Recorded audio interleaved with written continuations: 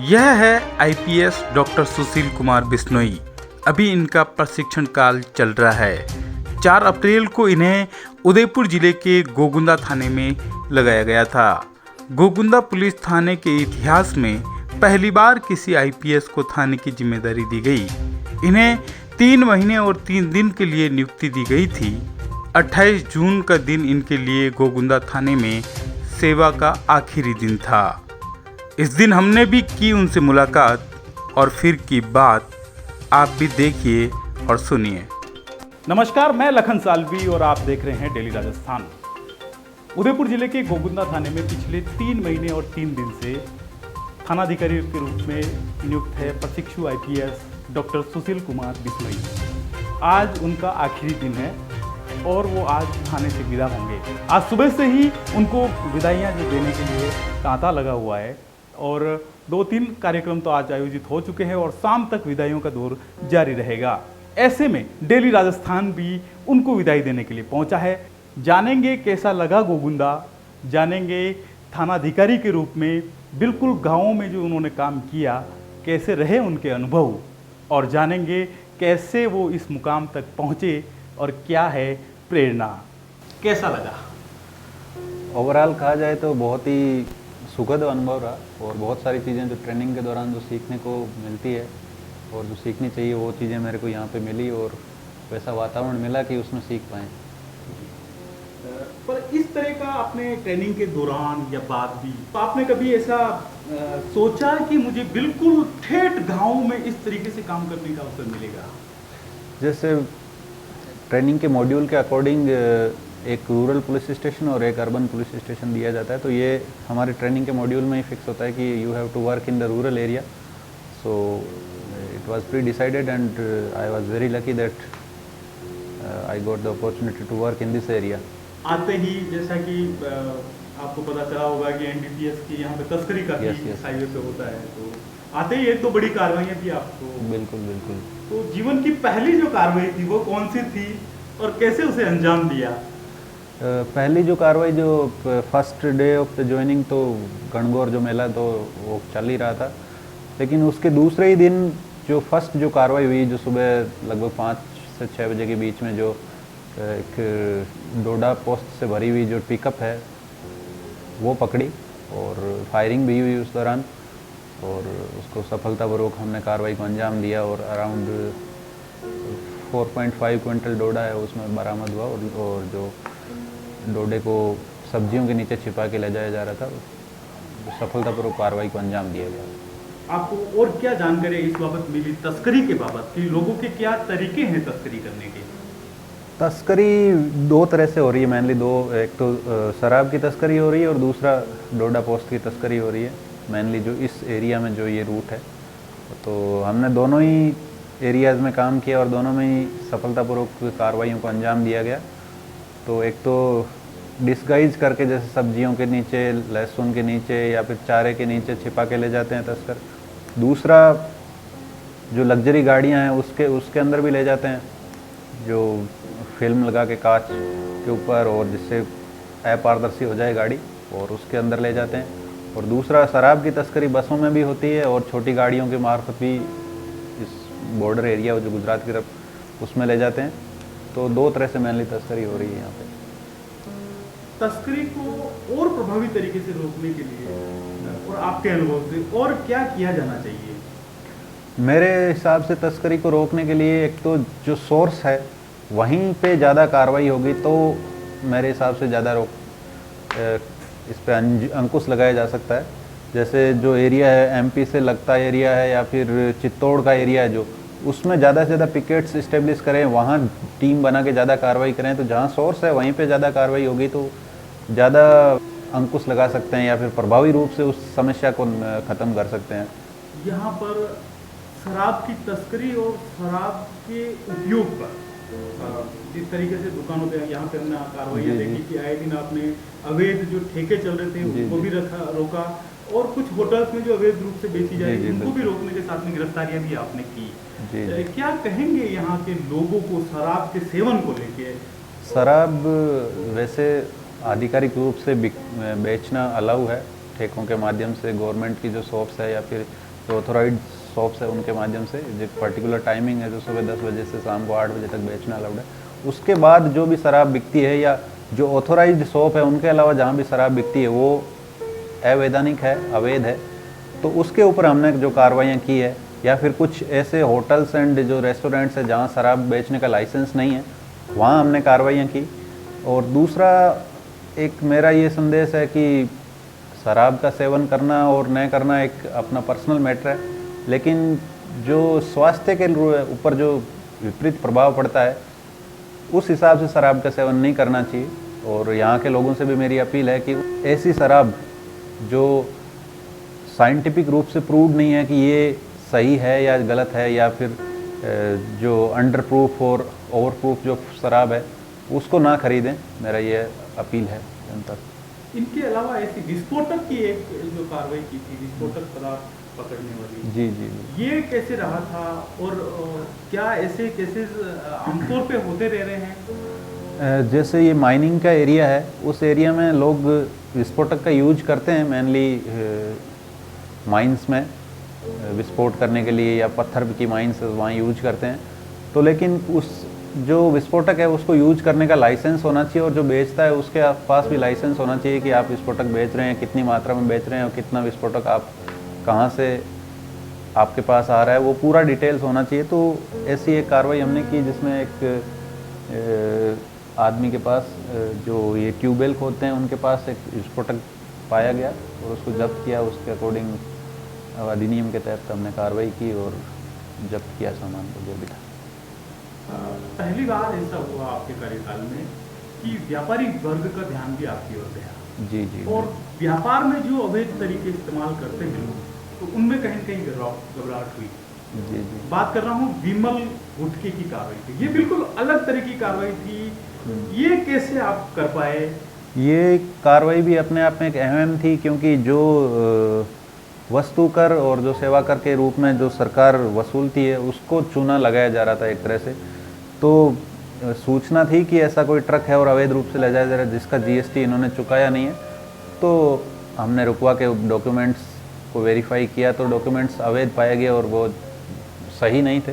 तो उसके बाद वस्तु कर सेवा विभाग को सूचना दी गई, उनकी टीम ने अराउंड 35 लाख का जुर्माना उसके ऊपर भर के और उस कार्रवाई को अंजाम दिया गया। तो एक तरह से सरकार के जो आयकर है या जो वस्तु एवं सेवा कर है उसके रूप बढ़ाने के लिए हमारी कार्रवाई हुई और काफ़ी अच्छा रहा ये अनुभव। कई बार ऐसी कार्रवाइयाँ पुलिस करने से बचती है। जी जी। जैसे लकड़ी की एक ट्रक वाला मामला, वो सीधे फॉरेस्ट वाले या और, लेकिन जी, जी। आपने भी उस लकड़ी की ट्रक को पकड़ने में भी इनिशिएटिव लिया था।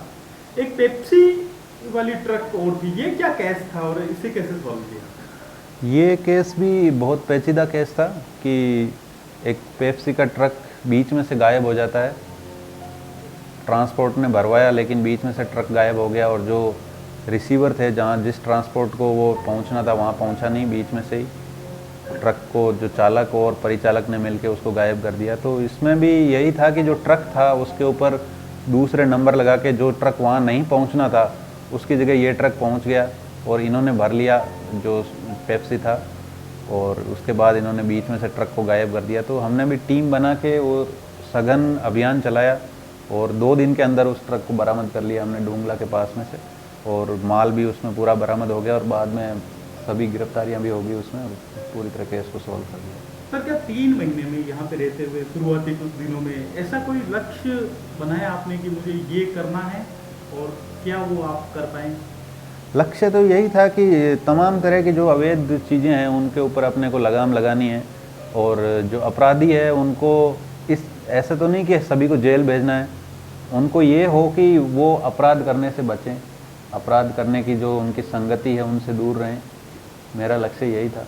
आम जन में विश्वास रहे पुलिस के प्रति, आम जन पुलिस के पास आने से डरे नहीं, पुलिस को और आम जन के ऊपर जो एक दूसरे का विश्वास है वो बना रहे, और आम जन भी पुलिस के साथ इस तरह का बर्ताव न करें कि वो उनके दुश्मन है या एक दूसरे के दुश्मन है, एक दूसरे के दोस्त के रूप में देखें। जैसे गणगौर मेले में भी आम जन और पुलिस के आपस में सामंजस्य काफ़ी रहा, और जो पदाधिकारी है चाहे ग्राम सभा के ले लो या फिर जिला परिषद के ले लो या फिर किसी अन्य संस्था के ले लो, उन सब में पुलिस का विश्वास है।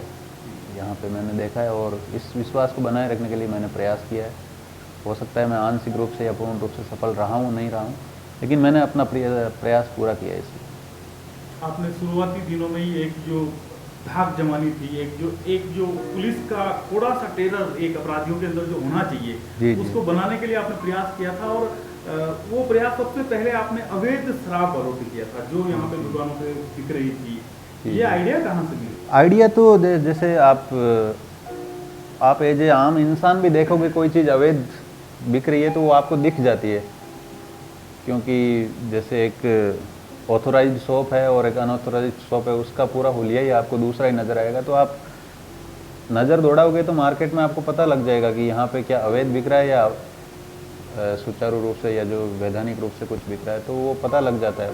और यही मैंने नज़र दौड़ाई आसपास, तो ये चीज़ें मेरे को लगी कुछ गलत चल रहा है, तो उनको लगाम लगाने के लिए उन पर कार्रवाइयाँ की। सर, यहाँ चोरी और लूट की जो घटनाएं होती है, जी जी, इन पे अंकुश लगाने के लिए क्या किया जाना चाहिए? सबसे पहले तो चोरी और उसके ऊपर सीसीटीवी का मेनली किया जाना चाहिए कि जितने ज़्यादा हो सके सीसीटीवी अपने को इस्टेब्लिश करने चाहिए इम्पोर्टेंट लोकेशन पे, इम्पोर्टेंट चौराहों पे, इम्पोर्टेंट मार्केट्स में, या फिर घरों के आसपास भी अपने को नुक्कड़ पे सीसीटीवी लगाने चाहिए। और दूसरा ये है कि हर गांव में कम से कम एक चौकीदार गांव की तरफ से अगर नियुक्त हो जाए, छोटा मोटा अंशदान देके उसकी जो सैलरी होती है उसको पूर्ण किया जा सकता है अगर गांव वाले एकजुट हो। कुछ हो सकता है थोड़ा बहुत सरकार का भी सहयोग मिले, तो इस तरह से चोरी को थोड़ा लगाम लगाया जा सकता है। क्योंकि अगर जनता अगर जागरूक रहेगी तो अपराधियों में भी डर रहेगा और अपराधी भी आने से बचेंगे उस एरिया में। बाकी पुलिस भी अपना काम करती है, कोई भी चोरी की सूचनाएं, लूट की सूचनाएं भी हमने मिली तो हमने उनके ऊपर कार्रवाइयाँ की और लूट को भी हमने अनर्थ किया था। एक जो शुरू में आते ही एक लूट हो गई थी मेरे आने से पहले, लेकिन उस लूट का पर्दाफाश हमने किया था बाद में। 4 आरोपियों को गिरफ्तार करके जेल भी भेजा था और उनसे जो भी उन्होंने जो लूट का माल था, एक मोटरसाइकिल थी, कुछ रुपए थे, और वो सब बरामद किया था हमने।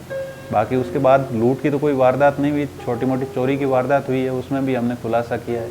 थाने में जो अधिकारी रहे हैं पहले भी, मैं भी कईयों से मिलता जुलता रहा हूँ, तो एक ऐसा कहा जाता है कि ये काफ़ी टफ थाना है।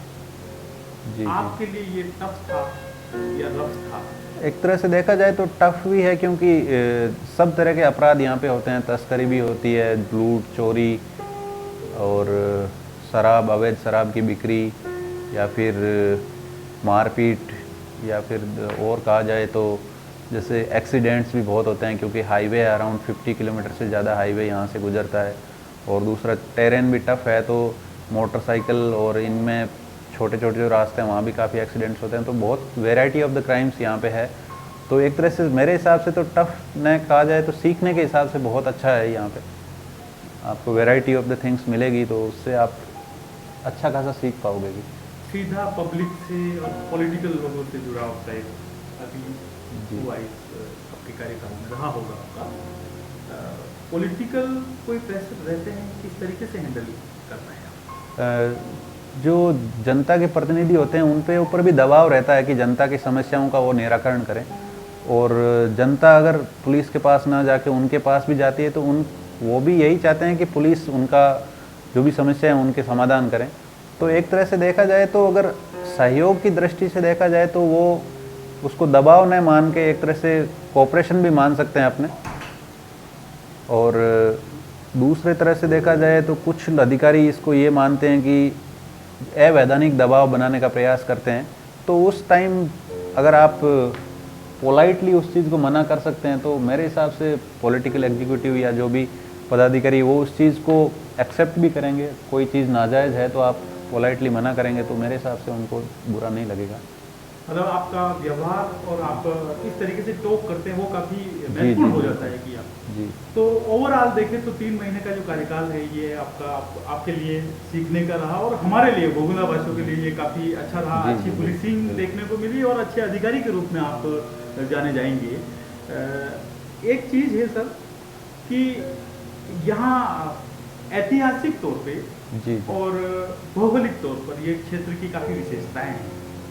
उसको कितना आप ऑब्जर्व कर पाए, कितना आप देख पाए, कितना आनंद उठा पाए यहाँ की प्रकृति का? देखा जाए तो टेरेन काफ़ी वैरायटी ऑफ द टेरेन से, प्लेन भी है, उसके बाद हिली एरियाज़ भी है। तो अराउंड हर एरिया में मैं गया हूँ और अराउंड मोर देन 50 विलेज मैंने कवर किए हैं, जाके फिज़िकली प्रेजेंट होके वहाँ पे देखा है। तो काफ़ी कुछ टफ भी है यहाँ टेरेन, और उससे सीखने को भी मिला है कि किस तरह से की पॉलिसिंग वहाँ आनी चाहिए। और क्योंकि बीट्स काफ़ी दूर दूर है तो बीट अधिकारी को भी जाने में कई बार समस्याओं का सामना करना पड़ता है। 10-10 किलोमीटर पैदल भी जाना पड़ता है, कई जगह तो रास्ते भी नहीं है, और बारिश के टाइम बहुत ज़्यादा परेशानी भी आती है। तो एक तरह से टेरेन तो टफ है यहाँ पे। यहाँ की कौन सी चीज़ें हैं जो आपको हमेशा याद रहेगी? यहाँ की एक तरह से फर्स्ट एंड लास्ट जो पुलिस स्टेशन का एक्सपीरियंस है वो रहेगा मेरी ज़िंदगी में। दोबारा तो पदस्थापन वाहन होगा नहीं पुलिस स्टेशन में। बाकी हर एक चीज़ मेरे को याद रहेगी, क्योंकि जनता के साथ सामंजस्य हो, कोऑपरेशन हो, और जो ऑपरेशन हो उसमें भी जनता का काफ़ी सहयोग मिला, लोकल लोगों का भी सपोर्ट रहा, जो भी कार्रवाई हुई उनमें जनता का भी सहयोग रहा। तो हर तरह की जो एक्सपीरियंस है वो हमेशा याद रहेगा मेरे। गाँव के नाम याद हैं? हाँ, कुछ नाम गिनाइए। कुछ गाँव के, कुछ क्यों, बहुत सारे, जसवंतगढ़ है, मजावड़ी है, मारूवास है, मोड़ी है, बहुत सारे, मैं अराउंड 50 जी 59 इतने गाँव में आप गए हैं तो लोगों से बहुत, मतलब फिजिकली मैंने काफ़ी कवर किया है सारी चीज़ें। आईपीएस का मुकाम यहाँ तक जो आप पहुँचे, थोड़ा सा अपने परिवार और गांव के बारे में बताइए। आप कहाँ के हैं, परिवार में कौन कौन मैं लोग हैं, तो क्या-क्या? परिवार में मैं तो फलौदी से हूँ, जोधपुर ज़िले में, और परिवार में माता पिता है और भाई बहन है, और फादर है मेरे, हेड कांस्टेबल है राजस्थान पुलिस में। कैसे तैयारियां रही बचपन में? मतलब पढ़ाई जो है आपका, शुरुआती पढ़ाई कहाँ हुई, कॉलेज कहाँ से हुआ? शुरुआती पढ़ाई तो गांव में ही हुई, उसके बाद कॉलेज बीकानेर से किया, उसके बाद मास्टर्स एंड पीएचडी के लिए मैं दिल्ली में इंडियन एग्रीकल्चर रिसर्च इंस्टीट्यूट में एडमिशन लिया था। उसके बाद तैयारी भी साथ में वहीं से दिल्ली से ही की, और 1-1.5 साल मैंने इंडियन एग्रीकल्चर रिसर्च इंस्टीट्यूट में एज ए साइंटिस्ट का वर्क भी किया। उसके बाद इधर इंडियन पुलिस सर्विस ज्वाइन किया। तो ये पुलिस सर्विस में आने का ये कब से आपका बना, कब आया आपके दिमाग में कि मुझे इस सर्विस में जाना है? ऐसे पर्टिकुलर तो नहीं था, लेकिन जब अलॉट हो गया तो उसके बाद you have to go and you have to face the things. तो उसके बाद ऐसा कोई, जब होता है ना, तो छात्र जीवन में ही जब हम छात्र होते हैं तब पीरियड डे या और किसी अवसर पर गुरुजन हमें कहते रहते हैं कि तुम आपका लक्ष्य क्या है, टारगेट क्या है। तो उस दौर में आपका टारगेट क्या था? आईपीएस बनने का ही था या क्योंकि ऐसा तो पर्टिकुलर टारगेट तो नहीं था, लेकिन सिविल सर्विसेज में जाने का ज़रूर टारगेट था कि अपन इस सेवा में जाना चाहिए। पीएचडी किसने किया? पीएचडी मेरा एग्रीकल्चरल साइंसेज में है, इंडियन एग्रीकल्चर रिसर्च इंस्टीट्यूट से किया मैंने। आज कैसा पाते हैं वो जो काम था हमने एक सर्विस पहले किया, फिर वो काम एक तरह से एकेडमिक से रिलेटेड था, उसमें आपको एक particular set of the things होती है, उसके अकॉर्डिंग काम करना होता है। मोनोटोनस काम था, लेकिन अपना एक अलग एरिया था। यहाँ आपको हर दिन हर नए चैलेंज आपको झेलने पड़ते हैं, तो वैरायटी है यहाँ पे, चैलेंजेज है, एक्शन है। वहाँ कुछ थोड़ा अलग था एकेडमिक के हिसाब से। अब आपको कांस्टेबल, हेल्थ कांस्टेबल, पूरी जो नीचे की टीम जी है, जी, इसके साथ में शायद ही अब आपको आगे कभी काम करने का मौका मिलेगा। जुड़े रहेंगे, आप इंफॉर्मेशन लेंगे, सब कुछ लेंगे, लेकिन जिस तरीके से आपने केस रिजोल्व करने में या और चीज़ों में बिल्कुल फील्ड पे जाके जैसा काम किया है, जी जी, मुझे नहीं लगता कि आप जीवन में आप कभी किसी टोल पे खड़े रहेंगे, लेकिन आप खड़े रहे इस दौरान में। जी। तो कांस्टेबल की स्थितियाँ जो है वो आपने देखी है, क्या एक इनके प्रति नज़रिया रहेगा आगे? नज़रिया तो यही है कि फील्ड में जो काम होता है वो constable, head constable, ASI level के अधिकारी करते हैं, और जो फील्ड का नॉलेज होता है वो उनसे बेटर किसी को नहीं होता। उच्च अधिकारियों को जो फीडबैक मिलता है वो इन्हीं के थ्रू मिलता है। तो इनको जितनी इंडिपेंडेंस और इनके पे भरोसा रखोगे आप, तो वो उतना ही अच्छा रिजल्ट देंगे आपको। और मेरा यहाँ पुलिस स्टेशन में काम करके यही एक्सपीरियंस रहा है कि इनके साथ जितना सामंजस्य बिठा के रखोगे उतना ही आपको अच्छा रिजल्ट देंगे और ये अच्छा काम करके देंगे।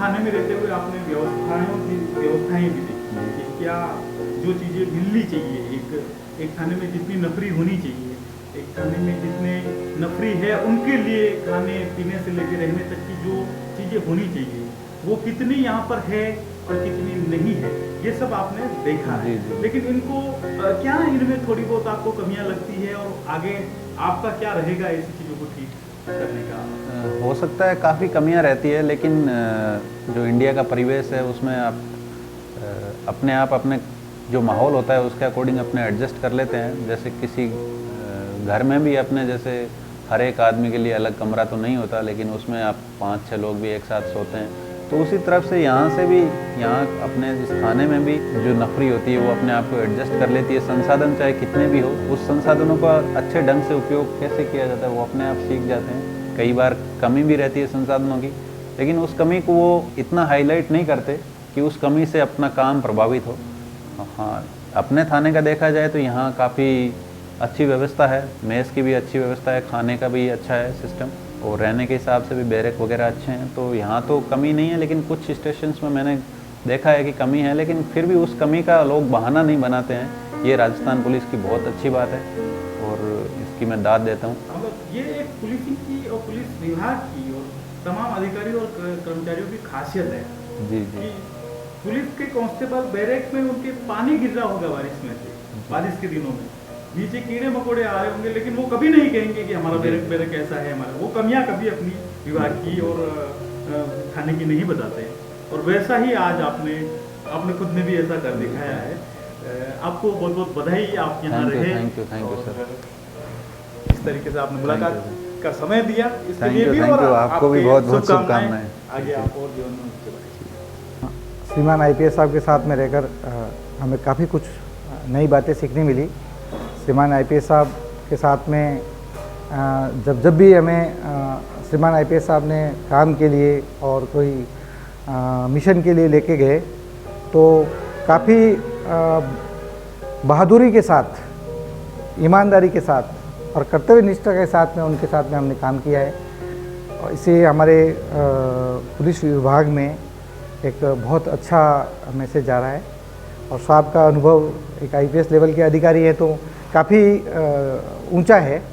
उनके साथ रहकर हमें बहुत अच्छा लगा और भविष्य में हम यही उम्मीद करते हैं कि साहब हमें अपने अनुभवों को लाभान्वित करें। व्यक्तिगत तौर पे आपका जुड़ाव कैसा रहा? साहब का व्यक्तित्व बहुत ही हंसमुख है।